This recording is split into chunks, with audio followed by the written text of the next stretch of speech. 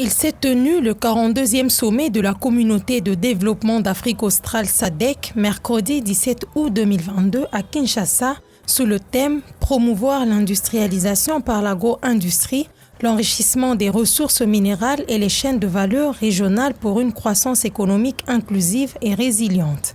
Au cours de ce sommet, le président de la République démocratique du Congo, Félix-Antoine Tshisekedi Tshilombo, a pris le bâton de commandement de cette communauté des mains du président malawite Lazarus Makarti Chakwera. C'est avec beaucoup de responsabilité que j'accepte le marteau de pouvoir que me transmet ce jour mon frère, son Excellence le président Lazarus Chakwera, président de la République du Malawi. Je salue son brillant mandat qui a largement permis à notre communauté de réaliser différents projets intégrateurs. Je tiens à vous rassurer que la République démocratique du Congo va sur la même lancée poursuivre le travail et compte sur le soutien de l'ensemble des États membres pour atteindre les objectifs fixés par nos pères fondateurs. Pour le président de la SADC sortant, Lazarus Makarti a émis le vœu de mettre en place des projets entre la RDC et le Malawi, entre autres la construction des voies routières et ferroviaires, dans le but d'établir des échanges commerciaux entre la RDC et l'Afrique australe en général, mais aussi le Malawi en particulier, tout en supprimant le visa pour faciliter aux deux peuples une étroite coopération. Cette cérémonie a été marquée par plusieurs temps forts, entre autres la remise des médailles aux représentants des pays des pères fondateurs de cette initiative, même à titre posthume comme ce fut le cas de Eduardo dos Santos et Robert Mugabe, ainsi que la nomination d'une citoyenne de la RDC, Angèle Makombo Ntumba, au secrétariat exécutif de la SADC en charge de l'intégration régionale. Selon le communiqué final issu de travaux effectués par les chefs d'État et de gouvernement de la SADC à huis clos, le prochain sommet se tiendra en Angola à Luanda, où le président João Lourenço prendra le bâton de commandement à son tour. En attendant, d'énormes défis sont à relever. Le sommet a fait part de son inquiétude quant aux menaces persistantes à la sécurité maritime.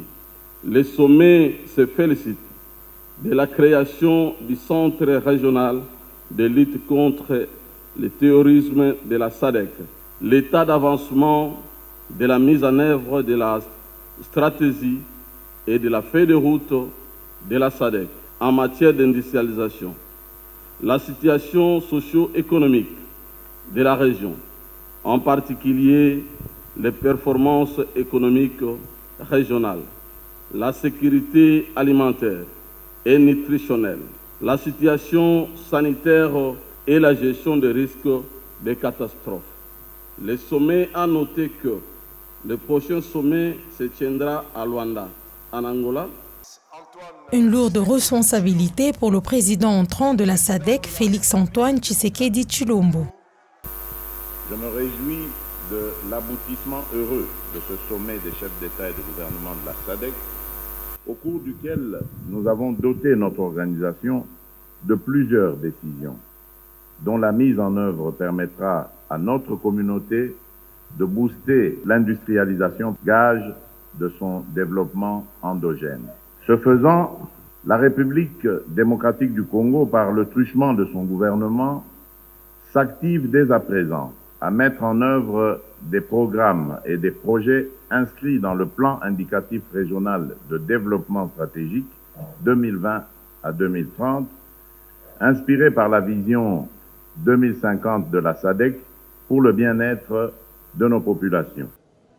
Pour rappel, la SADC a été créée en août 1992 en Namibie. Elle compte 16 pays de l'Afrique australe comme membres, à savoir Afrique du Sud, Angola, Botswana, Lesotho, Zambie, Zimbabwe, Mali, Mozambique, Namibie et Swaziland pour le royaume d'Eswatini.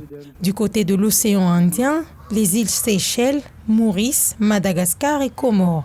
Et enfin, au centre-est de l'Afrique, il y a la Tanzanie et la RDC, admises officiellement en 1997.